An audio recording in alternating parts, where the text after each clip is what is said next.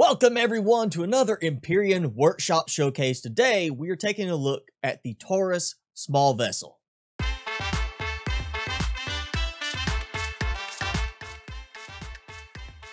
The Taurus is an unlock level 15 size class 3 small vessel coming to us from creator Zerbarus. This is currently a very popular design on the workshop, and it's also a very interesting looking design due to its asymmetric layout. Starting at the back of the ship, we have automatic lighting, as well as ramp and shutters that will open up, revealing access into the ship. The first room of the ship is the main cargo storage, where you see we have a large amount of cargo boxes just on one side, and the other side has the same thing, except for in the middle there is a single mobile constructor. At the other end of the room, you see we have nice displays showing system checks as well as our ammo supply. We also have an O2 station and ammo boxes, as well as a manual switch for controlling the back hatch. Moving to the next room, we come into the navigation area where you'll find the navigator's seat, as well as a nice little planet display there, and above it you will find a mobile constructor, though I feel this is not placed for use but more for the appearance of the screen on it. We also have a way to lock the hatch door where it cannot be opened automatically. And we have a power saving mode for turning on or off your constructors and saving power.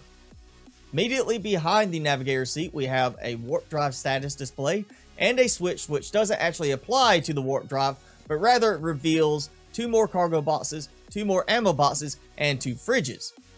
Continuing on towards the front of the ship, we have this small little narrow pathway where on each side we have 2 cargo boxes. We also have another fridge here, as well as a keyboard or some sort of control console.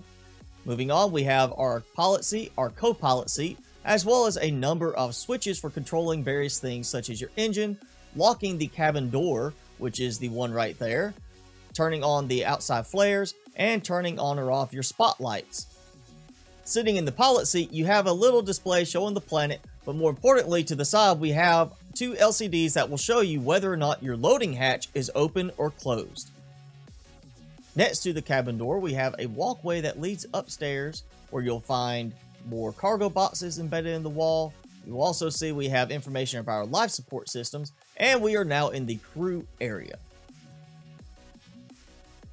On this side, we have 2 chairs, as well as what appears to be a chess game going. We also have a mobile constructor and what is designed to look like a stovetop.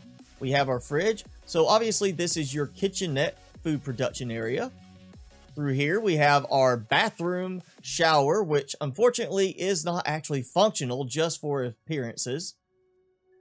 We also have a cargo box and an armor locker in here for where you can store your stuff when you take a shower.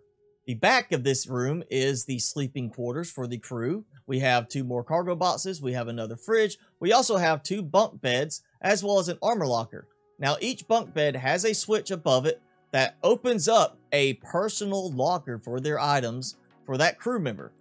The ship is listed as having capacity for 3 crew members, a pilot, co-pilot, and navigator, plus with the seating, the capacity to carry up to 5 members. But realistically, because there's only 2 beds, I see this as really being a 2 crew member ship. Once again, this is the Taurus, and it is an unlock level 15 size class 3 small vessel. With 17 fuel tanks, it can hold around 10,000 fuel, giving you quite a bit of usage out of it when you turn your engines off, and especially if you use low power mode.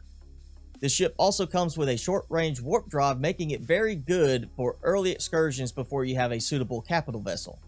It comes with 18 oxygen tanks, giving you over 7,000 O2 in capacity, meaning that this will last you a lot longer for oxygen than it does for power. It has 4 ventilators and 1 O2 station.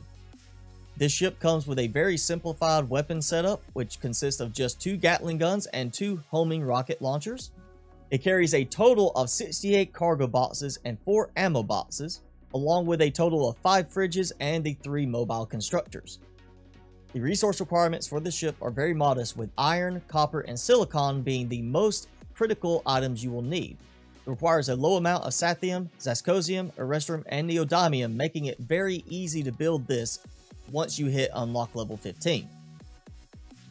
Overall, I really like the Taurus. It takes that departure from the symmetrical exterior design we see in most ships and makes it a bit more interesting to look at. When flying the ship, you may get thrown off a little bit because the central point is going to be in the middle between the two side thrusters as opposed to over the cockpit area. Once again, this has a short range warp drive, so if you're looking for a vessel to use for a long excursion on another planet before you have a capital vessel built, this should work very well for you. Again, this is the Taurus small vessel by creator Zerbarus.